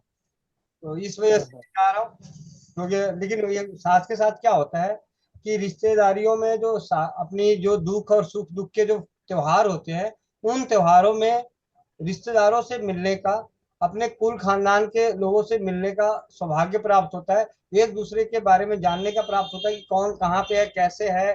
कई बार क्या होता है, नहीं तो पता चला 20 साल बाद जाए तो पता पहचान ही ना रहा, ये कौन है भाई। इस वजह से भी, और ये कारण है, और साथ ही साथ माता। चलिए, अभी समय है, इसके बारे में फिर हम बात कर लेंगे, हम आप। जी भैया, चलिए, बहुत बढ़िया। धन्यवाद। रीना बहन माइक अनम्यूट कीजिए। वंदे मातरम भैया। वंदे मातरम।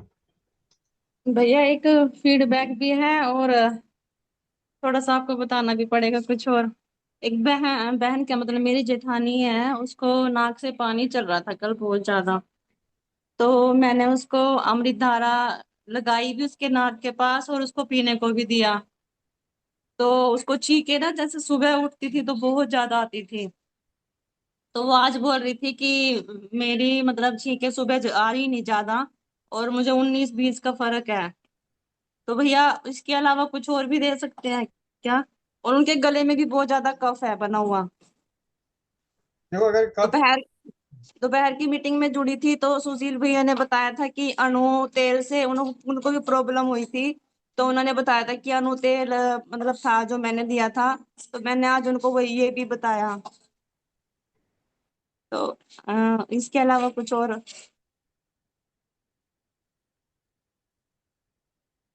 जी दीदी, सुशील भाई ने बता दिया, आप उनको कर लीजिए। अगर अभी घर में क्या है कि अपने घर में अदरक होगा, अजवाइन पड़ी होगी, गुड़ हल्दी पड़ा होगा, थोड़ी थोड़ी लेके चबा चबा के खा लें और पीछे से हल्का सा गुनगुना पानी पी लें। ठीक है, नाक में सरसों का, दोबारा दोबारा रिपीट करना भैया।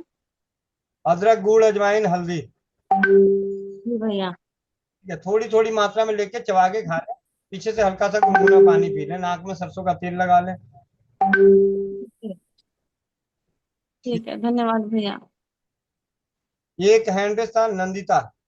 चलिए, अब चौपाल को समाप्ति की ओर लेके चलते हैं।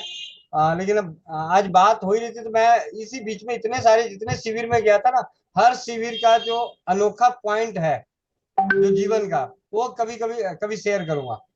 जैसे अभी हमने यहाँ पे गए, जौनपुर में गए, सोनभद्र में गए तो वहां पे जो अनोखा पॉइंट मिला, मैं आनंद भैया के सानिध्य से एक ऐसे दो ऐसे बच्चों को देख के आया हूँ जो पिछले 8 सालों से बैठे हुए हैं।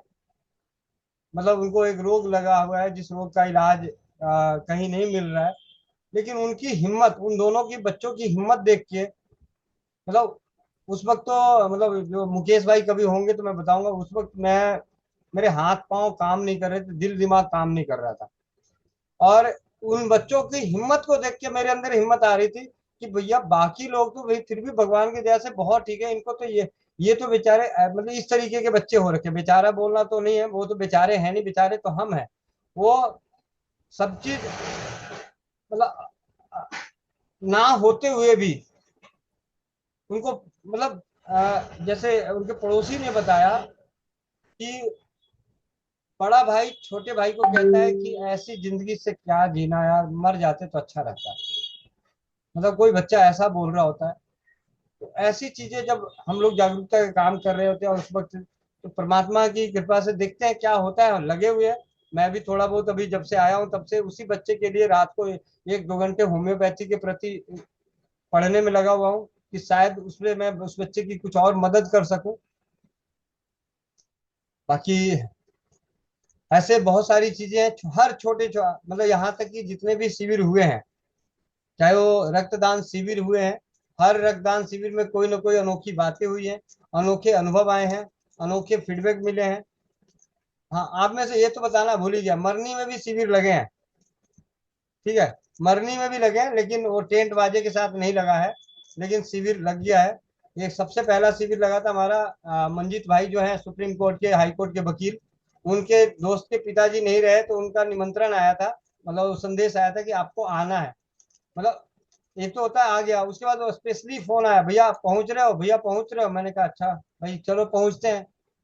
पहुंचे, तो पहुंचने के बाद भाई सारे वही होता कि आपको सभी मालूम है कि दुख के समय में क्या होता है, लेकिन वहां पे क्या हो रहा था वो सबको बाद में पता चला कि भाई इंतजार हो रहा था कि ये गोविंद भाई आएंगे और ये सारे रिश्तेदार इनके आए हुए, इन सभी का ट्रीटमेंट हो जाएगा। ठीक है, तो जिनके फोन नहीं उठा पाता था, जिनके जवाब नहीं दे पाता था, उस दिन उन्होंने पकड़ के सारे ने, सबने अपना वो किया। तो एक वहां भी हुआ, और ससुराल में जब मेरे साले साहब नहीं रहे थे तो उस वक्त भी हमने अपने रिश्तेदारों के बीच में ये सारी चीजें करी।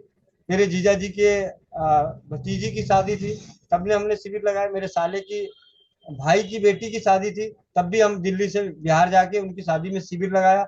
उसी शिविर में मेरी नानी जी का देहांत हुआ था, मैं शिविर लगा रहा था और शिविर में मेरा मन नहीं लग रहा था, और सुबह खबर आई कि नानी जी नहीं रही। तो वहां से ये भी मतलब कुछ, हर हर किसी का एक विशेष है, लेकिन ये जो अनोखा कार्य मेरे जीवन के लिए अनोखा है।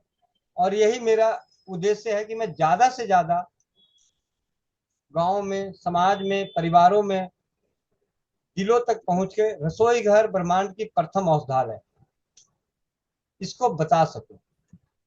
रसोई घर जो है इसको हल्के में ना ले। मुझे आज बड़ी कल दमयंती दीदी का जब अनुभव आया था, कल हम चौपाल में चर्चा करेंगे, आप लोगों ने फीडबैक देखा भी होगा, स्थिति परिस्थिति कैसी थी। और उस वक्त रसोई घर, क्योंकि रसोई घर के माध्यम से ही हम स्वदेशी चिकित्सा के दूसरी चीजों को जान पा रहे हैं।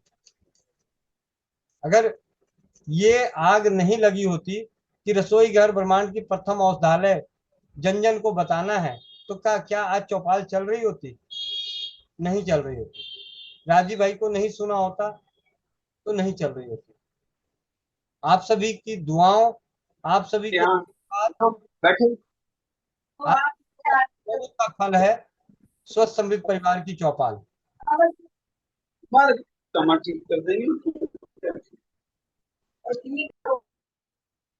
चलिए मिलते हैं। इसी तरीके से आज चौपाल थोड़ी लंबी भी हो गई, उसके लिए मैं माफी चाहता हूँ। मेरी वजह से आप सभी का समय, कीमती समय, जीवन का जो कीमती समय है, हम जो 60-70 परिवार, अगर मैं सही बताऊं कि अगर चौपाल 24 घंटे चले ना, तब भी मुझे इतना भरोसा है कि कुछ परिवार तो 24 घंटे रहेंगे ही रहेंगे, ये तो पक्का तय है। तो ये कहीं ना कहीं आप सभी का आशीर्वाद है, दुआएं हैं। और कल आरती दीदी, मैं आपको एक और अपने जीवन का एक बात बताता हूँ। कल आरती दीदी आई, या हमारे सूर्यकांत भाई सुबह योगा कराते हैं, वो कहते हैं, मतलब जब भी कभी कोई कहता है कि आप अपने इष्ट देव को याद करो, आंखें बंद करो और अपनी जो ये चक्र है उस चक्र पे ध्यान लगा के, जिन्हें भी गुरु मानते हैं, मतलब गुरु को और भगवान को याद करो। बोला तो ये जाता है भगवान को याद करो, ठीक है। मैं, विश्वास करिए, मैं पूरा ध्यान लगाता हूँ कि भाई हनुमान जी नजर आ जाए, हनुमान जी को वहां बैठा लूं, शिव जी को बैठा लूं, विष्णु को बैठा लूं, कोई नहीं बैठने को राजी, राजी भाई के अलावा। मेरी तो मतलब वाकई, मैं कल मैंने पूरा सोचा था, मैं आज ना मैं हनुमान हनुमान या जो भी जितना हमारे बीच है, मेरे दादाजी, हम लोग बचपन से बिहार के हैं, तो बिहार की संस्कृति में सबसे ज्यादा रामचरित्र मानस चलता है और सुंदर कांड चलता है। हेमंत भाई को पता होगा सुंदर कांड, सत्यनारायण भगवान की कथा। लेकिन सुंदर मतलब हनुमान जी के प्रति थोड़ा सा बच्चों का, जो लड़के होते हैं उनको थोड़ा सा ज्यादा हो रहता है। तो लेकिन मैंने पूरी कोशिश करी, मैं अनेकों बार कोशिश किया, जब भी कभी किसी को दवा भी फंस जाता हूँ ना, दवा बताने की कोशिश करता हूँ तो सोचता हूँ परमात्मा को याद करो, तो वो शकल आता ही नहीं। इतनी मूर्तियां देख रखी है मैंने, हनुमान जी की, राम जी की, हनुमान, गणेश जी की, लेकिन वो मूर्ति मेरे सामने आती ही नहीं, शकल ही नहीं आती। यहाँ तक कि हाथी वाले सूंड वाले गणेश जी भी मतलब अजीब से हैं, वो तो तुरंत नजर आ जाएंगे, लेकिन फिर भी और भी नजर नहीं आते मुझे, सिर्फ सिवाय राजीव भाई के अलावा। जैसे आंख बंद करता हूँ ना, अच्छा मैं भगवान का नाम लेके, अच्छा इसको ये बता दूं, जो परमात्मा इसको कृपा करे, तो वो भगवान का नाम लेने की सोचता हूँ और उसकी कल्पना करता हूँ, तो उससे पहले ही राजीव भाई आके आगे पीछे होने लगते हैं, वही नजर आते हैं। यहाँ तक कि चौपाल पे सच बता रहा हूँ, मेरे माता पिता भी मतलब कई बार विकट परिस्थितियों में, आज या कल किसी से बात हो रही थी, जब मैं समझा रहा था कि जब आपको थोड़ा चोट लगता है तो माँ याद करते हो, ज्यादा चोट लगता है तो बाप रे बाप करते हो। मास्टर साहब जब छड़ी से मारते थे तो कोई नहीं कहता था मैया के मैया बचा ले, मतलब बिहारी भाषा है, तो आप लोग को नहीं समझ में आया होगा तो अलग बात है, जो बिहारी है वो समझ में आ जाएगा, बिहार के जो है पटना के मगही के, तो मैया के मैया बचा लो, ये कोई नहीं कहता था। जब मास्टर साहब छड़ी से पीटते थे तो बाप रे बाप, बाप रे बाप, बाप रे बाप। तो वो भी मुझे मेरी विकट परिस्थितियों में भी मेरे माँ बाप याद नहीं आते, ये है कड़वा सच। चलिए आज के लिए बहुत बहुत धन्यवाद। वंदे मातरम। मिलते हैं चौपाल में कल सुबह 5 बजे योगाभ्यास, 4 बजे मोनिका दीदी के सानिध्य में नारी सुरक्षा स्वास्थ्य जागरूकता अभियान के प्रति जो प्रतिदिन एक टॉपिक चलता है, जैसा कि आज टॉपिक चला था सिजेरियन के प्रति, इसी तरीके से किसी न किसी टॉपिक को लेके नकल मार के अकल बांटने का काम, जैसा भी जो समझिए, जिसको जो समझना है। और रात्रि 8 बजे चौपाल। वंदे मातरम।